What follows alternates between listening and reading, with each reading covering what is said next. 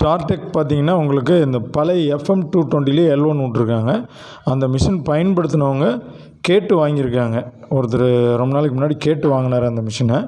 பார்த்திங்கன்னா இதில் வந்து அந்த மெட்டீரியலே பார்த்திங்கன்னா கீழே விழுந்தால் கூட டேமேஜ் ஆகாத மாதிரி அந்த ஃபைபர் கண்டென்ட் கொடுத்துருக்காங்க அதில் ஒன்று. அது மட்டும் இல்லாமல் மேலே வந்து அந்த ஸ்கேனர் தெரியாத அளவுக்கு மேலே ஒரு காடி கொடுத்துருக்காங்க. மிஷின் கீழே விழுந்தால் கூட அந்த சீக்கிரமாக ஸ்கேனர் அடிபடாத அளவுக்கு கொடுத்துருக்காங்க. கேபிள் வந்து பார்த்திங்கன்னா நல்லா மொத்தமான கேபிளை நீங்கள் வாழ்நாள் முழுசும் அதுக்கு மாற்றவே தேவையில்லை. அந்த மாதிரி ஒரு மாடல் தான் இது. இதில் பாருங்கள் ஒரு ஷேடு தெரியுது பாருங்கள். நிறைய பேர் ஒருத்தர் ரேகை வச்சுட்டு போனால் அந்த ஷேடு வந்து கவனிக்காமல் என்ன பண்ணுவாங்கன்னா திரும்ப அதிலேயே ரேகை வைக்கும்போது எடுத்துக்காது. அந்த ஷேடை தான் திரும்ப எடுத்துகிட்டு போவோம். அதனால் ஒரு கிளாத் வச்சு மெலிசான கிளாத் வச்சு துடைச்சிருங்க. மந்த்ரா வாங்கினவங்ககிட்ட அந்த கிளாத் இருக்கும். இவங்க ஸ்டார்டெக் கூட அந்த கிளாத் கொடுக்கல. மந்த்ரா வாங்கினவங்களுக்கு இருக்கும். இந்த மாதிரி நைஸ் கிளாத் வச்சு துடைச்சிடணும். க்ளீனாக துடைச்சிட்டு நீங்கள் வந்து ஃபிங்கரை வந்து இப்படி மேல் சைட்லேருந்து கரெக்டாக அப்படி மட்டமாக வச்சிங்க அப்படின்னா ஆட்டோமேட்டிக்காக உங்களுக்கு வந்து அதிகபட்சம் 8 செகண்டில் இது ஒர்க் ஆகும். ஃபிங்கர் உங்களுக்கு பயோமெட்ரிக் நல்லா இருந்தால் ஒரு 6-7 செகண்ட்லேயே நல்லா ஒர்க் ஆகிடும்.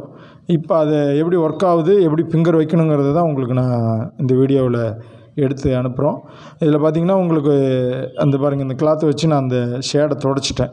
அது இப்படி சைடில் இப்படி பார்த்திங்கன்னா தெரியும் உங்களுக்கு அந்த ஸ்கேனரில் ஷேடு இருக்கிறது. எல்லா மிஷினுக்கும் இது காமனாக பொருந்தும். சில பேர் இந்த ஆயில் பசையோடு வைக்கிறம்போது அது அப்படியே ஒட்டிக்கும். அதே மாதிரி சில பேர் கையில் வந்து கொஞ்சம் டஸ்ட் இருக்கும். அது அப்படியே ஒட்டிச்சுன்னா மறுபடியும் அடுத்தவங்க வைக்கும்போது அது வந்து அப்படியே அக்செப்ட் ஆகாது. அதனால் நீங்கள் வந்துட்டு இந்த மிஷினை பொறுத்த வரைக்கும் அந்த ஸ்கேனர் மட்டும் பார்த்துக்கிட்டா போதும். ஃபிங்கர் எந்த சைடு இருந்து வைக்கிறாங்கன்னு பாருங்கள். அந்த சைடு இருந்து வைக்கணும். இவங்களே கூட லைட்டாக அந்த ஃபிங்கரை தூக்கின மாதிரி வைக்கிறாங்க.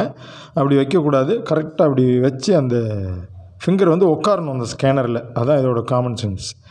உட்காந்துச்சின்னா அதிகபட்சம் 8 செகண்டில் இருந்து கரெக்டாக இருக்கும். இவங்க பாருங்கள் பேக் சைடு அந்த ஃபிங்கரை தூக்குனாப்பில் வைக்கிறாங்க. அப்படி வைக்கக்கூடாது. லைட்டாக அப்படி ஹேண்டை வந்து கீழே அழுத்தின மாதிரி இருக்கணும். அப்போ தான் ஃபுல் ஃபிங்கர் உட்காரும். பாருங்கள் எடுத்துக்கிச்சு. 2 ஃபேக்டர் அத்தன்டிகேஷன் இப்போது சக்ஸஸ் ஆகிடுச்சு. பார்த்தீங்களா 8 செகண்டு தான்.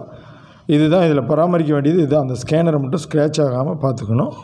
ஸ்க்ராட்ச் ஆகாது. நல்லா ஹெவியான ஸ்கேனர் இருக்கிறதுலையே இருந்தாலும் நம்ம கொஞ்சம் கவனமாக பார்த்துக்கணும். இப்போது மினி ஸ்டேட்மெண்ட்டு செக் பண்ணுவோம் பாருங்கள். எத்தனை செகண்ட் பாருங்கள்.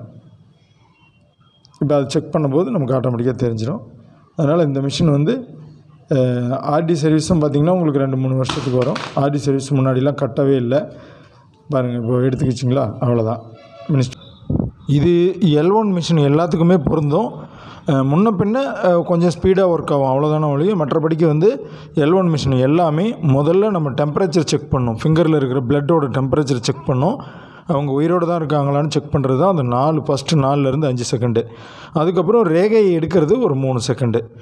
மொத்தம் 8 செகண்ட் வரைக்கும் எடுத்துக்கும். இது கஸ்டமரோட ரேகை நல்லா பிரைட்டாக இருந்துச்சுன்னா டக்குன்னு எடுத்துக்கும். அந்த 2 செகண்டு குறையும்.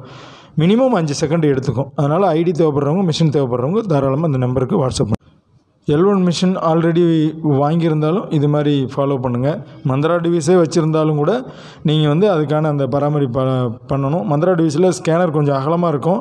அதில் ஃபிங்கர் வைக்கும்போது சைடில் வந்து ஸ்கேனர் தெரியாமல் ஃபிங்கர் வைக்கணும். இல்லை அப்படின்னா அதில் வந்து ரேகை எடுத்துக்காது. கேப்சர் ஃபெயில்டுன்னு வரும். இதில் அந்த இஷ்யூ கிடையாது. ஃபிங்கரை வந்து ஸ்ட்ரைட்டாக வச்ச உடனே, ஏன்னா ஸ்கேனர் சின்னதாக இருக்கிறதுனால அந்த ஃபிங்கருக்கு தகுந்த மாதிரி இருக்குது, டக்குன்னு எடுத்துக்கும். அதான் இதோட ப்ளஸ்ஸு. அதனால் ஒவ்வொரு டிவைஸுக்கும் கொஞ்சம் டிஃப்ரென்ஸ் வரும், அவ்வளோதான். ஸோ இதை வந்து இதுக்கு தகுந்த மாதிரி நீங்கள் பயன்படுத்தணும். எங்களிடம் இந்த மிஷின் யாராவது எங்களிடம் வாங்கியிருந்தீங்க அப்படின்னா அவங்களும் இந்த மாதிரி ஏதாவது பயன்படுத்த தெரியல, ஏதாவது கம்ப்ளைண்ட்டுன்னா எனக்கு கூப்பிடுங்க. எத்தனை வருடம் ஆனாலும் சரி எங்களிடம் வாங்குகிற மிஷினு ஏதாவது மந்த்ராவாகட்டும், ஸ்டார்டெக் ஆகட்டும், மார்பாவாகட்டும் ஏதாவது கம்ப்ளைண்ட்டுன்னா தாராளமாக நம்ம கம்பெனிக்கு அனுப்பி அதை வந்து கிளியர் பண்ணி கொடுத்துருவோம். அதனால் அதை பற்றி நீங்கள் பயப்பட வேண்டாம். ஒர்க் ஆகலை வாங்கினது அப்படின்னாலும் கூப்பிடுங்க. அல்லது வாட்ஸ்அப்பில் போட்டுவிட்டிங்கன்னா கூட நீங்கள் என்ன எரர் பண்ணுறீங்கிறத நாங்கள் பார்த்தோம்னா சொல்லிவிடுவோம். நிறைய பேர் நான் வீடியோ எடுத்து தான் அனுப்ப சொல்லுவேன். பார்த்துட்டு சொல்லிவிடுவேன். இல்லைனா எனக்கு கால் பண்ணுங்கள், நான் உங்களுக்கு சொல்லித்தரேன்.